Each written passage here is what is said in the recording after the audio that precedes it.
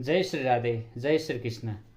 2082 साल वैशाख महिनाको शुक्ल पक्षको तृतीया यानि कि अक्षय तृतीया, यही 17 गति बुधबारको दिन परेको छ। अति नै पवित्रदायक रहेको यो तृतीया यानि कि हामीले समस्त काम सिद्धि प्राप्त गर्नको लागि आवश्यक रहेको छ र सिद्धि प्राप्त योग पनि रहेको छ।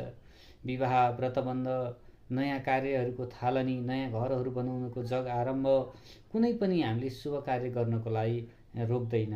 यो अवश्य राम्रो दिनको रूपमा मानिन्छ भने यस दिन दुखीहरूको लागि हामीले सेवा गर्न पनि सक्दछौँ।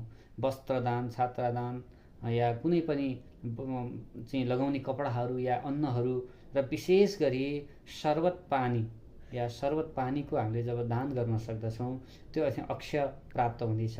यो जन्म जन्मको पापहरू नष्ट हुनेछ र अर्को जन्मको प्रभावमा हामीले गरेका कर्महरूको प्रभावले ठुलो पुण्य प्राप्ति पनि हुनेछ। त्यसैले यो अक्षय तृतीयालाई सदुपयोग गरी बिहान स्नान आदि कर्महरू गरी पूजापाठ भगवानको आराधना गरी दिन दुखीहरूको सेवामा तत्पर हुन धेरै नै राम्रो योग रहेको छ।